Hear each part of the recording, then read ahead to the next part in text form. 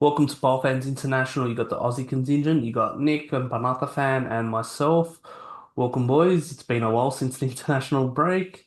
How are we going? Good. Been a while, but nothing seems to change at this club, unfortunately, for the worse. It has been a long time coming, just like Boys. the sacking. This, you would have thought imminent sacking, but who knows? Who knows? Panatha Fan? No, it's good to be back. Good to be here chatting with you boys again. And some things have changed a lot, but some things just remain the same. Yeah, I feel like this is going to be another therapy session. They say, cats have 9 lives. This guy's got an infinite amount of lives, the way we're going. And let's kick And things off. So, let's do I it. think with this therapy session, we're gonna talk about our problems first. So we're gonna talk about the negatives and our problems. Let's kick off with PAO FC. PAO FC started with the Conference League. We did play against Chelsea. Chelsea beat us 4-1 in Oaka. This was a second string Chelsea squad. Um, Goes to Felix in the 22nd and 55th, Mudryk in the 48th, and Cuckoo 59th, and Tree with a consolation goal in the 69th minute. Let's get your take, boys. I'll go. I'll start off. And I won't focus too much on a lot of the detail because I've more or less cleansed a lot of it from my memory for my own psychological well-being. But as I'm having flashbacks now, I recall the fact that everything about going into this game was wrong. I didn't think we'd win. I thought get a draw was a good outcome because their second string team is absolutely phenomenal. I mean, Mudryk as second string starter is just absolutely Felix? mind blowing, isn't it? Felix? Yeah, well, yeah, and the list goes on and on, doesn't it? Yeah. But putting that to one side, the fact that Alonso went into this game, if what you'd say was it almost a second string team for us, which is arguably our biggest game in Europe to date this season. Although we had the qualifiers against Lons and Ajax in the group stage against an EPL club with 60,000 people there to support you, going in for second string team for me was a massive mistake.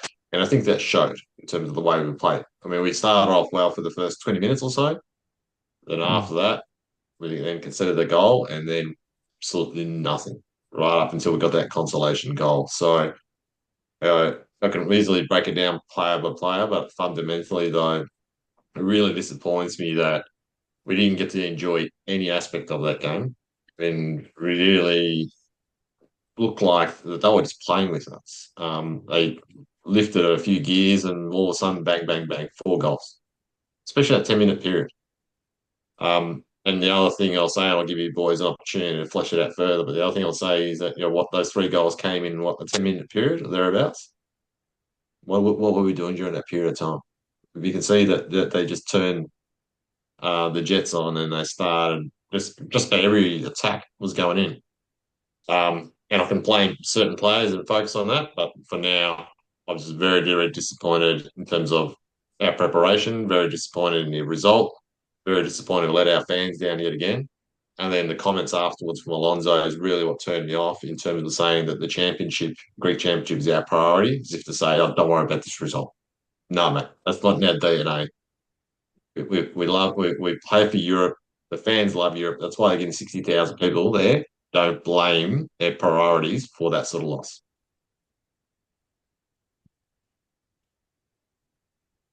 Nico? Yeah, I'll start off by saying, great to see a great crowd. It's the third highest crowd attendance in the history of the Conference League. I think Roma have the top two spots, their home ground in Rome. So that was third. Great to see, and yeah, just pretty much what you said, Panatha Fan. Horribly wrong lineup.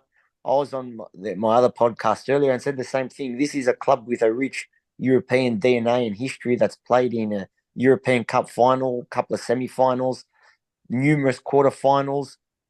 You when you're at Panathinaikos, you've got to play for both Europe and the Protathlima, not one or the other. He doesn't understand what club he's at. It showed big time. He shouldn't have heavily rotated the way he did. And look, he did that with the aim of beating artists, but guess what? None from two, 0 out of 2. So even that didn't work. That says it all. Look, the first up until they scored, the first 20 minutes, I thought it was pretty even. If not, we were the better side. I thought we'd taken the lead in the second minute. I thought that Jedvaj header was going in. That's when I thought, geez, maybe we're going to be up for this today. But yeah, no, it just didn't happen. I mean, early doors, like Unagi was getting it in good positions, finding space, getting between the lines, keeping the ball. He was able to dribble past me and beat a couple of players. But the moment we went 1-0 down, it's like we threw the white towel in. It was a meek surrender and there was no way back. Like no one's mad about losing to Chelsea. It's the way we lost to Chelsea. It's the conceding the 4 goals at home. And he realized, as you said, what were we doing in that 10-minute period when they went through the gears? He realized it came too late, that if he didn't make the subs and bring on the starters like Dete and co, that would have ended 6 or 7-0 against their B team. Yeah, I agree. The first 20 was promising. We had two good chances. The first chance was goal bound. The keeper just got a save to it. And then there was another one as well.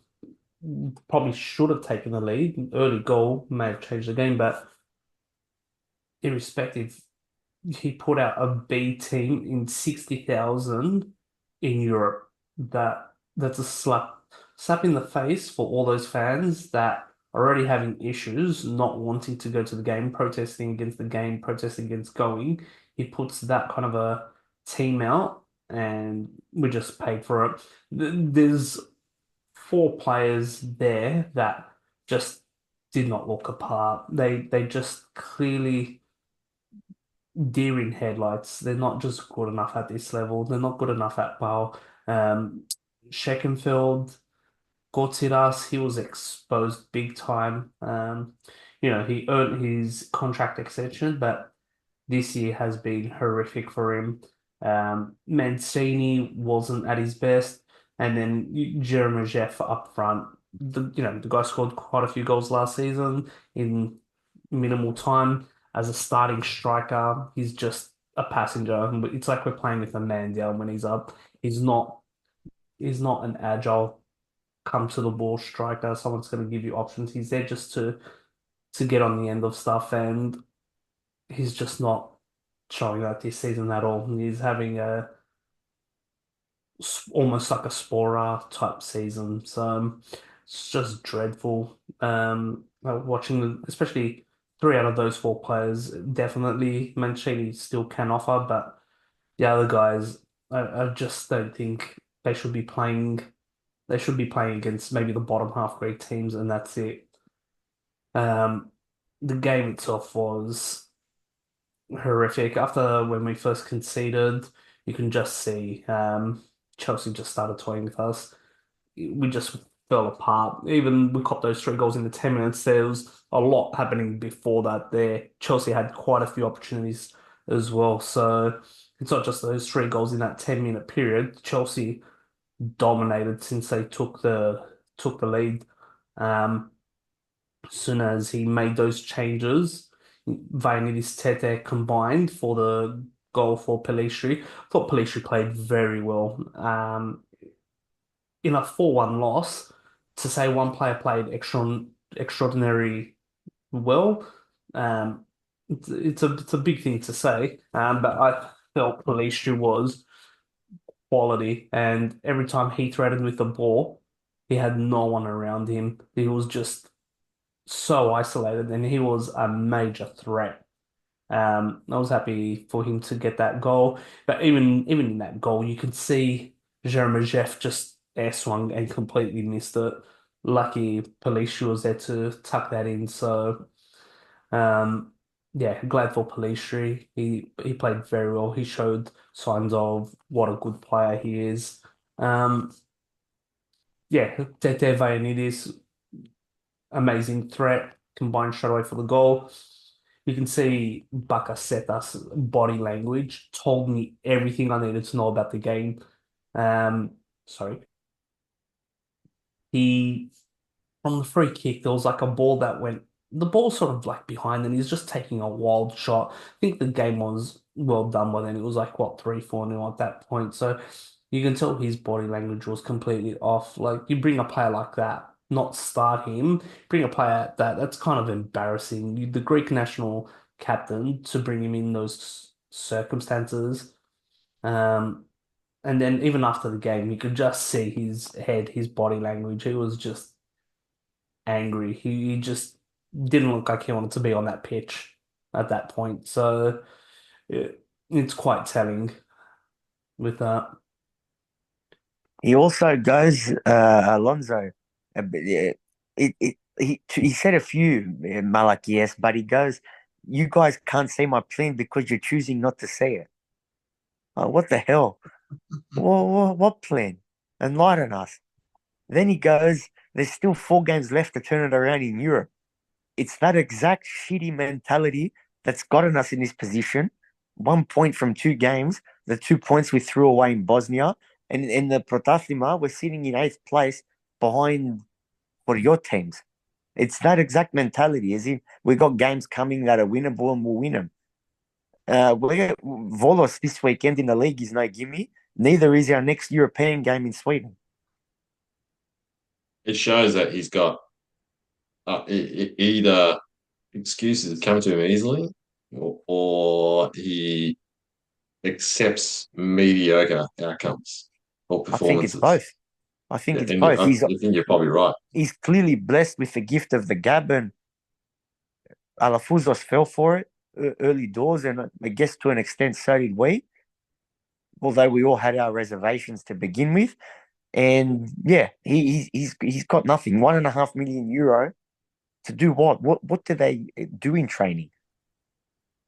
You're right, 100%. Yeah, it's been shocking. He's a bit of a wordsmith. Very knows how to sell himself when A, he's not really making sense, and B, he's pretty much put us in this behind situation. Could be a politician for all I care with all the wordsmith and all the bullshit that he spews out. So yeah, so that's the Chelsea game for me. It was just, yeah, summed up as Chelsea bring a B squad. We decide to play a B squad in front of 60,000 and embarrass ourselves. When, yeah, for me personally, I feel like there was a game for the taking. Draw, win, go full strength, go for it. You're all eyes on you in terms of Europe and the Conference League, and everyone's watching Chelsea. So, and they're coming up against us. People would have thought we would have put up a bigger fight, but it was just a walk in the park for them. It's not only that, like wins breed confidence. If we'd won that game, we would have gone into it on the back of a massive high and with momentum into that Addis game all of a sudden. Yeah, and that brings Been a us. bit of talk about There's been a bit of talk about players not having self-confidence. I think even Alonso alluded to it not long ago as well, that there's some of them are lacking self-confidence. He sucked it out of them. Well, if by playing that squad like he did against Chelsea, and I know it's benefit of hindsight, but when you're playing Schenkenfeld in the back line of Gutzeder, who and they're both not in form, you're not going to give these boys any more self-confidence doing that against Chelsea, against the players that we've mentioned in terms of Felix and Mudryk Even and Neto, Puku and Pedro Neto is a tricky customer as well. uh, someone mentioned the squad, the second string squad for Chelsea, what it was worth, and I can't remember the number, but it was astronomical. Yeah, because of Enzo Fernandez as well, under time international. But still, like, none of those players were in the starting 11 for Chelsea versus Liverpool. So, If we gave it our all in terms of a best starting 11, and we took it seriously, and we had a decent game plan to back it up, I would have thought there would be a chance to get at least a point in front of 60,000 people. That's why I watch I watched the game expecting that we had a chance. No, I'm not saying that we're favourite, far from it, but going back to your point, Sturge, which is a valid point, it was there potentially for the taking. But the minute we put that squad out or that starting 11 out, geez, we were pushing it uphill. Let's go on to the Greek League now. Panathinaikos Aris, home game. Panathinaikos Aris 1-0. Tete, who else got the goal? And then Moron for Aris got their goal. This one is a bit a bit of a confusing match to talk about. So let's get straight to it. He was right in what he said, Alonso, after the game, that we were the better side and we probably should have won by a decent scoreline. But that's the first time after 9 match days in the league that we can genuinely say that. What about the other 8? In a lot of games that we won, where the opposition's outplayed us and failed to beat us, was that luck as well? That luck that we managed to get something from those games. He's always got something lined up, and it's frustrating because it's another 2 points dropped in the context of our season. The others are all falling apart as well. It's a miracle we're only 5 points off first. We would have been 2 points off first had it gone our way. Instead, it hasn't once again, and we're stuck. It's like we're stranded this season in mid-table, and the goals for and against show that we're a mid-table team. On all fronts. As Sturge said, who else other than our player of the season so far that there? Then we failed to put our chances away, and it was a typical Manzios coach team. One chance, one goal. Moron, nice finish, and then they'll take that point gladly back to Thessaloniki. And crazy to think they're first after 9 match days, and we're eighth, 5 points behind them. We weren't genuinely linked with him over the off season, but we touched on Jeremiev, and Sporard's no better. He would have been a great backup to 40. That was the answer all along, right there. Good call. I would agree Yeah. with that. Yeah, I remember bringing that up last season that we should have looked at him. He would have been perfect considering 40's injury struggles. So, in terms of the result, putting aside the fact that we played well and we deserve to win, reality is we didn't. And the reality is that if I'll make the first Ivanovic reference for the evening. I'm sure there'll be more. But how many times did we get those 1-0 wins when we came within a game or two of winning the championship that year? That Remember how season, everyone's saying the 1-0 wins, the 1-0 wins, the 1-0 wins, because he had the ability to get the result by getting that goal, maybe sometimes off half a chance, not much more, but then do not concede at all. And yeah, we played well, but again, we conceded. So, and we just seem to concede too easily. How many chances did Adi have? I don't really recall much else. Yeah, that one chance, the one big one. They had that, and they had one early in the game as well, but that's But about it. They only had even then, two notable chances. how did that goal come? Where did it come from? A turnover. Aral, yeah. who he struggled in this game. That's But now he knows the squad. He knows the strengths and weaknesses. Knows that he's seen it. We've seen it. I mean, we're no coaching experts. We see it that this team, if half a chance, concedes goals as opposed to scoring. And on the flip side, though, if it's not there, who else is it that's going to score goals? No one. And and I know Sturge, you mentioned Jeremayev being off form this season. Now I know that he's a bit of a golden child of mine, so I'll defend him slightly. But you're right, he is off form. But he's not a complete striker. He's not the 40 type of player. He's a goal poacher. And you need to create plenty of chances for him to really be able to finish stuff. And the reality is we're just not creating those golden opportunities much either. The goal that they got against Offie is a good example. Like, it came out of nowhere in terms of that shot. outside the box or on the edge of the box. So there's still many flaws in our game, even though we were the much better team in terms of controlling the game, possession, and the passing.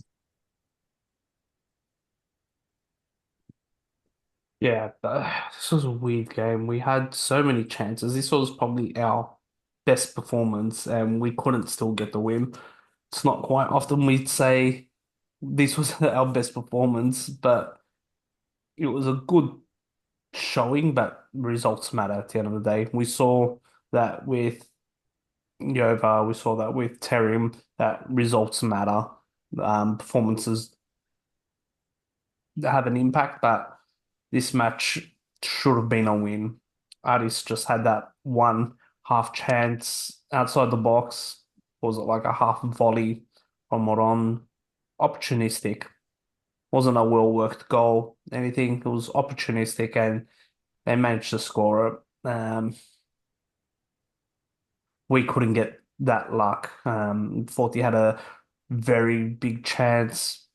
I think I give credit to the Adi defender, closing that Mm. angle, that far angle. When you watch the reverse angle, you can see um, the guy was coming in fast and he closed that far angle. It forced Forty to go a bit nearer and he just couldn't get it right in terms of how near he went. So and it just went almost straight to the keeper, made it easier for him.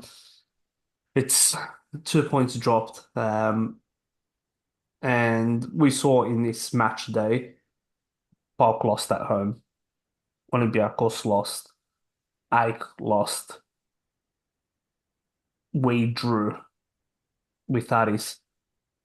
The big five teams, I can't remember a time when n none of them had won. I don't think that's ever occurred in match day. Apparently 2016, match day 5. Match day five, top five, none won. None won. Artis weren't in the top flight though. Ah, So it was the other four didn't win. so as a top four, but as a top five, I can't remember any time Yeah. I think that would be the case. But and with that result, Artis go top of the league, and we flounder in eighth at the moment. With the most expensive squad. 8th. Yep, eighth and 9 games. We're still averaging under a goal a game. But he's still in a job. Boyatos was gone Well, after 5 games. there's theories behind why he's still in a job. There's only 3 teams that have scored less goals than us. One Do we is know Volos, yeah? Lamia and Calithea. Calithea is on 5 goals, and we drew 2 against them. So almost half their goals came in that one game against us. Yep, we probably should have won that game. They dominated us. We scored late, very late to draw that. So They eight missed one on goals, ones in that game too, if I recall correctly. 8 goals scored. Defense, it's it's about the equal fourth best with Ike leading it. Olympiacos, Panetolikos ahead of us. But still, it's the goals not being scored is killing Yeah. us. You know, No, you can't be confident heading into any game. That's the problem, which is unfortunate because we've got all our derbies, all our big games are out of the way, and we've in theory, of course, because no one's scared of us. In theory, we've got a bunch of winnable games, while Olympiacos they've still got to play Ike and Park. and well, you look at our record, we're 3 wins, 4 draws, 2 losses. That Yeah. that is not good enough. We do play against Volos. Now, Volos is 3 wins, 1 draw, 5 losses. They're coming off a win. Um, we do play Volos away. You'd like to think Volos is an easier sort of fixture, you would hope, but it isn't. They got a big win against Panetolikos away. Who are Um, above us. Panathinaikos are yeah, above us, and Volos beat them. exactly. So you would think they scored the 101st minute penalty, and they did play against 10 players the whole game. So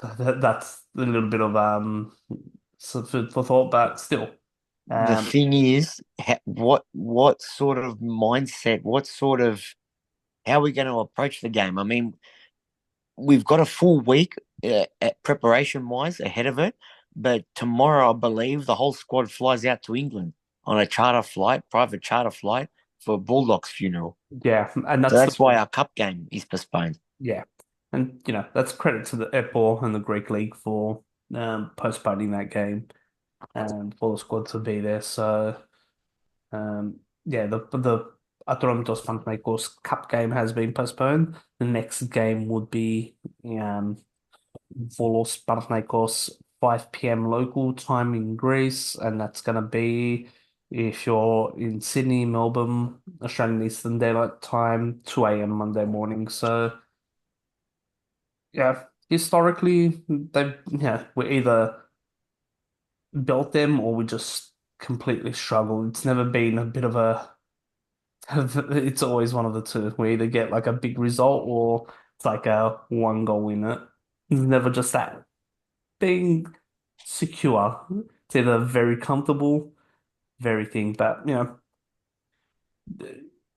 before the break, after the eight game, it was said that Alonso had 4 games. The Atromitos being the fourth game. Now this will put the Volos game as the fourth game. And before we go on to his things, we talk about Alonso. Do you think we get the win against Volos? Uh yes, with no confidence. Not sure what it's based on. Hope more than I'd, anything. I'd say draw is most likely. Our confidence is shot. I'm just hoping 40. It's gonna. If we win, it's gonna. We know how it's gonna come. Oh, individual brilliance. It's not gonna be a team thing. Yeah. And that's been the story of the season. Yeah. It's almost been individual, except for Chelsea where via Tete linked up. But yeah, look, I'm the same. I'm gonna keep saying we're gonna win, but the confidence and my confidence in the win isn't high. But we're Panathinaikos, so you'd have to think that we go into these games winning. I know, cast aside, it's Alonso at the helm. We're Panathinaikos, the team that we've got, we should be winning these games. So, and that's what we need to do. 3 points, put ourselves back in the title race. And look, regarding the title race, with me saying we're back in the title race, it's not over. Somehow, we're Yeah. still hanging around. We're still not completely out of it. There's been fortunate results, and now we do have maybe what you would call a bit of a softer schedule, seeing that all our big games, all our derbies have been played. So we've got that little bit of a softer schedule where we should be maximizing points week in, week out. And the I others agree. play each other. I'm sort of dreaming that we change coaches and then we do a Stephen Bradbury. And for our international viewers, look up his gold medal performance at the Winter Olympics, where he won a gold simply because all the other people in the race fell over, and he cruised over the line. And that's This is become a for the non-Australian listeners. That's become an Australian term. It's become its own word, a Bradbury. doing a Bradbury, absolutely. And I'm sort of hoping we do the same here. And right now, it's because everyone's falling over around us, and we're Yeah, somehow still in the race. We've won 3 out of 9. 3 out of 9. What seven, a shock. 7 out of 17 in total under Alonso. It's somehow if we were to pull it off, as you said, yeah, Bradbury. I remember watching that morning time. I was very young at the time. It was morning. He was a midweek morning, And he was like predicted to finish last, and he got gold. Yep, yep. And truth is, and I know we're straying away from Panatha got in that race, he actually had a coach who told him, "You can't win. The Yeah, other contestants are too stay good. back. So prepare for people to fall over is the only way of winning," which he did. And if you then apply it back to Panatha here, I think we're at the point where we're just going to stick to our own game, hope that others fall over around us, and we're still standing at the end of the day. But that's the problem. I think that's the only reason Alonso's still in a job. Yeah, If I would one of agree. them, had gone, I don't know, 8 wins and 1 loss or 8 wins and 1 draw to start the season, I reckon he'd be ancient history by now. How many points are we? 13. I think so. Yeah, so 13. And if 13, yeah, it's because Ardis is 18. Yeah. so if someone did the 8 wins and 1 draw, that'll be what, 25 points? Yeah, It'll almost be over already. over. Yeah. We've picked up under 50%. Out of 27 available points, we're not even sitting at 50%. We've had coaches sacked for more as well. Poyados lasted 5 games, Yep. Yep. and he's not pulling the trigger now. I don't get it. Well, with Yeah. Ivan 1 point off first. well, the title race that we're currently in, it's not over, but the window closes, the more we prolong keeping Alonso around. We have said it. Our American friends have said it. We need a coaching change. The fans have said it and seen it, and there's been a lot of names, or I won't say a lot of names. There's been about three, four names that have been thrown around.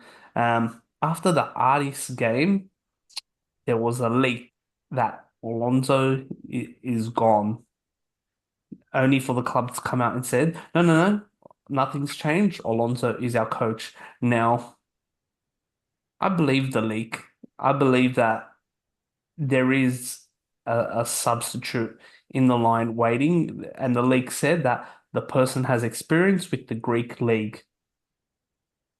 Oh, that scares me more than excites me. Well, the Greek league, the leagues that came out, especially in the transfers, were pretty spot on with what happened. So I there's just hope it's not Gus.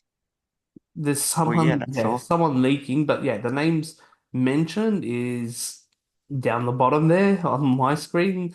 Uzunidis, former fan favorite, former coach, former captain. He did well for what he had. He had many, many struggles. Um, got shafted by Fuz. That Yep, was yep. so that's why I don't think it's him. Another name obviously was former Greece coach Poyet. I don't think it's him. I think he's a bit of a slime. He talks a I lot hope to the it's not media. him. We know historically he talks to the media. Um, just Who do you reckon falling out it of is then? favor. There was the other name was Jardim as well. They're saying he's said no. He's rejected us. He's as an offer gone out because the club said that they haven't that Alonso's our coach, so that seems to be a little bit of a thing. So I'm not too So sure. the rumor was he wants to stay in Saudi Arabia. So like, who knows what's true? Yeah. Truth is that any coach be looking at the way we've operated and would be saying, all's not well with this club. Do I really want to take this on? Well, an unemployed coach would say yes. Well, in terms of Uzunidi, I mean, he's not my first choice as an ideal scenario. Jardim would be a better option, in my opinion. But I mean, being realistic, if you take an element of that rumor that someone's got a Greek experience, then I'd take Uzunidi. And I'd say that because he bleeds green, he knows the club, knows the league, and as is an interim measure. I want to say interim, say for the rest of the season. You think that he'd be capable enough to be able to salvage what we've got for the season ahead. But not Um, only that, his experience. When he took over Stramacconi's mess, we were in the same boat. He was yeah, left to pick up the pieces mid-season, yeah. and And he turned it around. it turned around, and Sturge, you made a point. He's a fan favourite, so he will actually do the club good in terms of connecting the club back with the fans again, like Ivan did. Now, maybe not to the same extent because Ivan weaved his magic in that sense, but Uzunidi would have the backing of the fans. So again, not the most ideal coach in my opinion, but for the situation we've got and the limited appeal we have as a club to a lot of prestige coaches out there, I'd be willing to take a compromise as we sit here right now. Yeah, and he's a gentleman. I've had the Yeah, pleasure of meeting Uzunidis in Greece, and he is by far a gentleman. So it would be a popular move as a reconciliation between him, the club, and the fans. But the fans are still gonna want Fuzo's head, Papadimitriou's head, and to an extent Zavelas's head. Even though he's been short term, I don't know how there's a lot of flack going his way, but he's only been there short term, so we don't truly understand what he's been involved in or what he's doing in terms of his day-to-day activities. But yeah, those three, the club or the fans want gone as well as Alonso.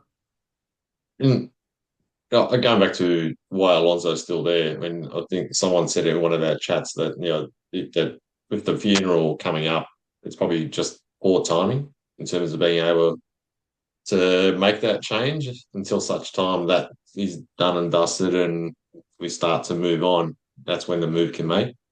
That's one theory. I personally think that it's really a case of that we just haven't had the coach lined up that we want, or we don't have the ability to point someone who's half decent to be an interim coach. Like back in the day, we would have had a Vocalo lined up to be able to take over the club for 3, 4 match days until we really land a proper coach. It seems like now, I don't know if there's anyone available because most of those half decent coaches that have come out of our playing days are actually got gigs elsewhere. yeah, Well, yeah, Nick alluded to this point earlier, and I had this point ready as well. We sacked Yova for being 1 point behind in a title race. Now, although we're 5 points behind, it's because other teams are falling over. There's been no clear, strong team that's just leading the pack. We sacked Jovanovic for being 1 point behind, and we've kept a coach that in the Greek league has won only 33% of his games and 7 out of 17, which is about what, 41% of his games. If you look at coaches' tenure, Panathinaikos' history, we've sacked coaches for better, having a much better record. What's it gonna take to dismiss Alonso? He's been well backed, mind you. He has been well backed in the market. We have not seen backing like this, maybe since the 08, that 09 squad. And here we are. We're debating and we're discussing what's it gonna take to get rid of this coach. And it could well be though that it's what's going to take to get rid of Papadimitriou because he could yeah. well be the reason why we're sitting here and not making the move at this point. Because it's his appointment. He's paying him $1.5 million for God knows what reason. And it was interesting, you know, we've talked about Papadimitriou a lot. Sturge, you wrote a fantastic article in terms of a little blog on his background and experience, was exposed him for his shortcomings, and somehow we still pointed him. We refer to him as the spreadsheet man.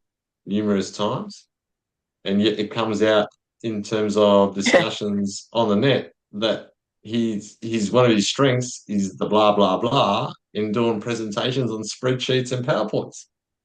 So I think it's great that this pod has called it well in advance of this coming to light on social media. So well done to the both of you for being able to call these points out. But it just shows, though, that we in the other side of the world can see this and call it out in our pods.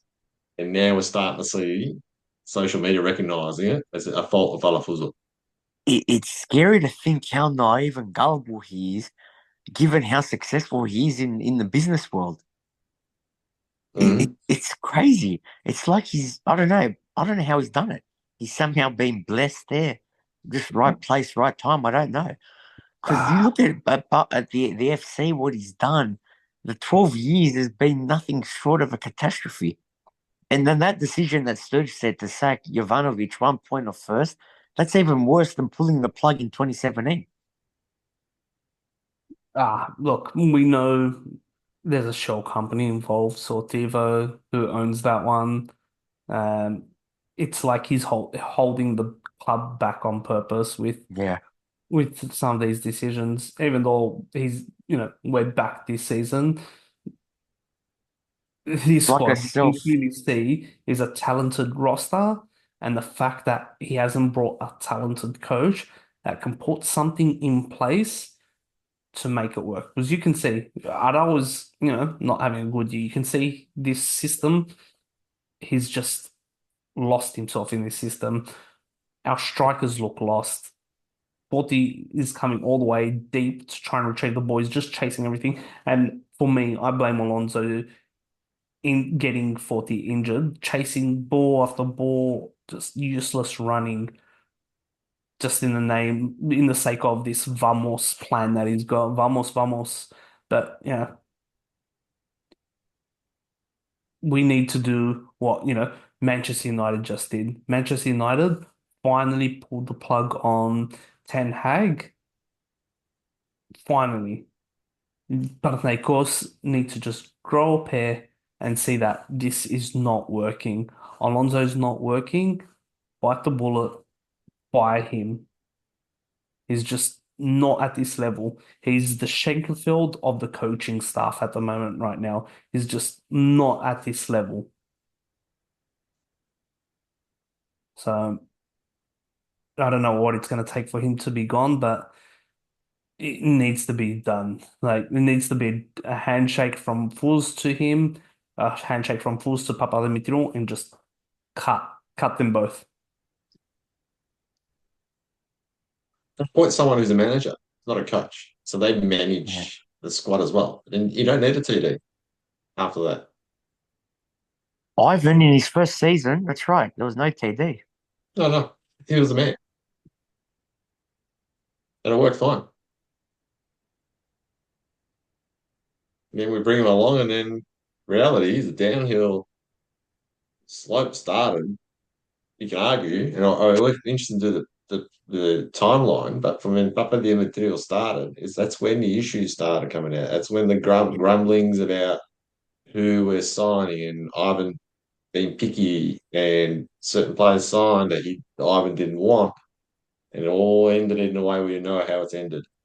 So for me, yeah, we know how the falls on his faults, right? And we can talk about that for even a day, but up with the material right now for the role that he's in, so many responsibilities sitting on his shoulders right now, and he's still on the job, and I still can't understand how.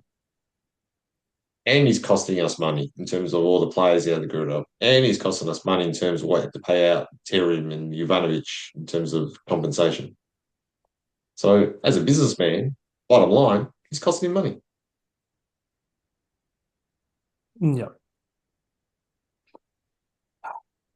I think we've talked about our problems now. Let's talk about our pride, our joy. We talked about the ugly duckling. The Let's talk only about our pride. let's talk about our pride and our joy, our golden child, the Panathinaikos BC team. So we kick off with EuroLeague, Panathinaikos off the back of a couple of losses in EuroLeague. traveled to Turkey in what was going to be a daunting task. However, Panathinaikos prevailed with an 81 to 76 victory over Fenerbahce. We started off very strong in this one and held on to get the win. Um, it was a good all-round performance by Panathinaikos. Lesort, Slukas game managed very well, was critical in that in the end. Lesort was given the MVP. Kendrick Nunn top scored 15 points. It looked like a overall a fairly balanced team. Chetty Osman, though, the big pickup in the off season is looking all sorts at the moment. So he's just still finding his feet. You can also say the same as all about um the other Turk that we brought in. You'd say them. Yeah, so they're still finding their feet, learning the EuroLeague as well. But yeah, it was an overall good performance, and a big win, big road win, considering playing in Madrid and in Paris, coming off losses there, to come here, get the win. Um, and then a few days after, and the big one, we came up against Olympiacos at their home ground. We made it our home ground essentially. We made them our our Pilates, as we like to say, 71-78 win. Um, Big performance by Kendrick Nunn, top scored with 25. Also, Juancho played pretty well defensively. He was very solid. Lorenzo Brown had his standout game as well for us. Once again, Chetty Osman got minimal minutes, wasn't playing too well. Slukas just there. He played a all right couple of little shots towards the end, but it was his experience there um got us through. But in a bit of a hostile ground, them trying to be in our faces, their fans. But obviously, Kendrick Nunn, the big stat out of that was he's the first player to get multiple 25-point games against Olympiacos. No other player has achieved that. So he got that in the finals last season, and he backed it up with that big performance there. I also want to note if Olympiacos need history lessons, I'm happy to help them about the Cyprus invasion, the 50 years. It's 1974 to 2024, not 1924. Just a bit of a history lesson for them. Do any of you guys catch the games? Any feedback? Any discussion points? You beat me to it with their fans. That was no Photoshop either. That's embarrassing. Imagine how the Cypriots feel seeing that.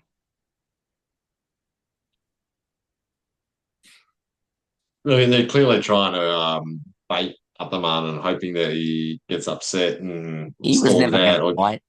yeah, he gets ejected from the game. So yeah, glad to see it didn't succeed. But I think yeah, you covered all the key points there, Sturge. But I'll add that Lorenzo Brown for me has been a great addition. He's versatile in terms of being able to get the mid-range shots and also getting banging down the threes as well. Um, you're right about Chetty Osman. Hasn't really made an impact yet, but that's right. It's early days. We give him time. Because I remember Juancho, the first part of last season, really started off poorly, that came good towards the end. And same for Ute 7 as well. Although Ute 7 is a good sort of different role player in terms of that five position.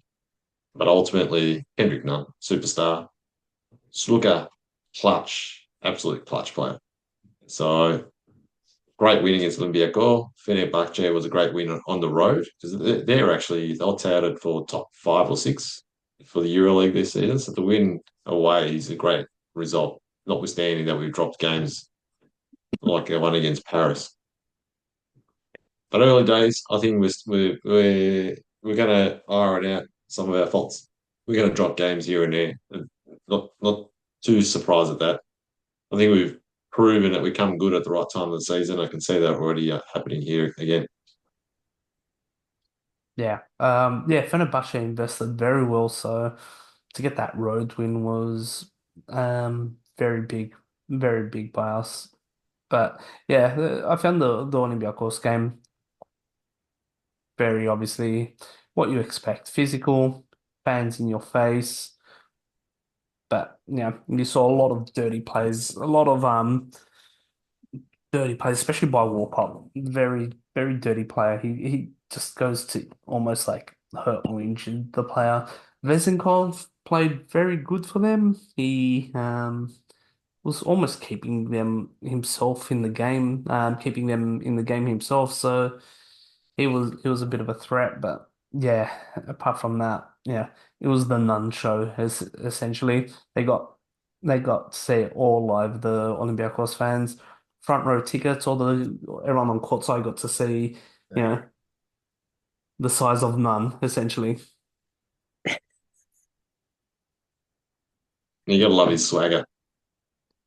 He's he's just yeah, too good, riding on a high, especially proposing to his now fiance, but just followed that up with just dominating his babies, his side piece, as you can say. That Sunday, I think it was a total of seven Panathinaikos like affiliated like FC, basketball, and Rasi Techni. So a total of seven Panathinaikos sides featured. Only one emerged victorious. No shocks. That was Dimitris Giannakopoulos' basketball team. When you have an owner that cares, who's a fan, that has the club's genuine best interests at heart, this is what you see. These are the end results. Call out. And it's a simple formula. You went and got the best coach first, then he built the squad. Barrio had a plan as well. It wasn't just getting the best coach, it was getting the best, available players. Your Kendrick Nunn, your Les Sorts. It was getting the best players that are a right cultural fit as well for the club. You see the fans' love for Les Sorts as well. It was just that amazing thing that they've got together.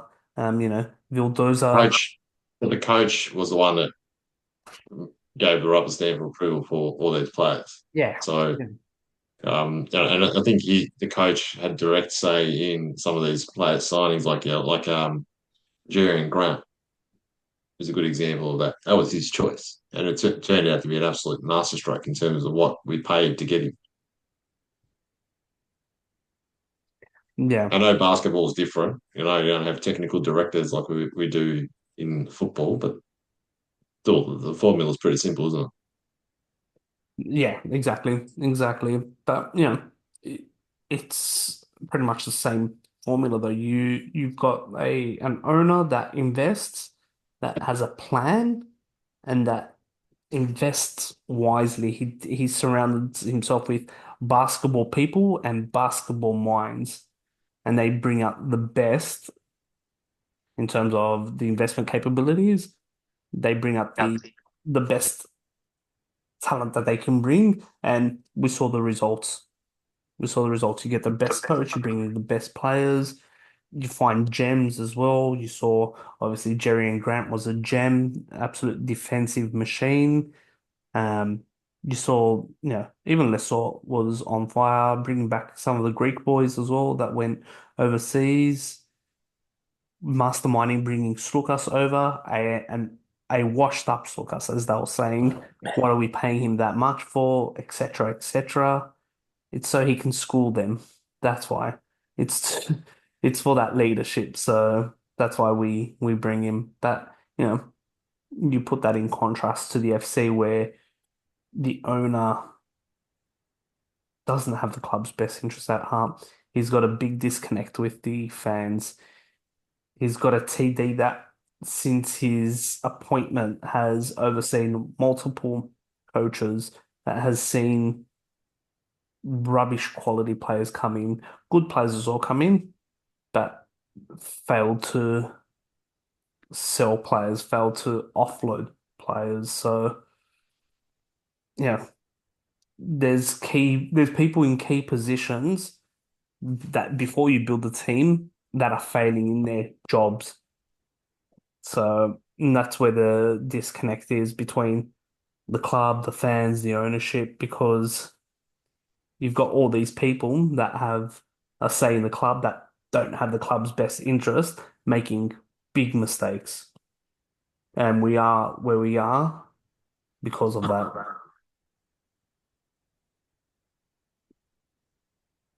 Couldn't agree more. What do we do as fans to deserve it? That's the Yep, question. yep, yep. What But did you us know, fans? good for the ones living in Greece. Like about 1,000 of them rocked up at Oaxaca to congratulate the basketball team after the win. And I'm glad they did it, and the players deserve that. They put on an absolute vintage performance. Should have won by more. Yeah. So, our fans will celebrate and recognise the players and the coach when they achieve what we want them to achieve. It's pretty simple. That's it. And and the owner was in a, don't forget, was in a similar situation as Yeah, Alafouzos. not Don't too. forget Yeah, that. yeah, Not too long ago, yeah. they went to his house. The relationship almost appears good. There's probably a minority out there that, still has that hate for DPG. I'd say a small minority, but overall he's repaired that connection with the fans, and we're thriving. Alafouzos has had opportunities to do that, but just keeps on mistake after mistake after mistake. It's what you said though. How much of it's him? It's that self-sabotage from within. Yeah, yeah. Anyone want to do research on Sortivo? I've done it in a previous podcast. Just why the shareholders redacted and why is it registered in Cyprus? So yeah, it's a good investigation to do. Think we can leave it at that, boys. Fun always speaking to you. It's Volos, then the boys will take over, American boys should take over, and then European gamers also. We're heading into a crucial period where both Conference League and Greek League is on life support. Let's just say it for what it is. They're both on life support, so crucial period. And then it won't be too long until we're into that winter transfer market as well as the compact schedule. So If he's Looking still forward to the the coach by then, that would be a miracle. Well, I'm looking forward to the next podcast together where we talk about who the new coach is. I hope so.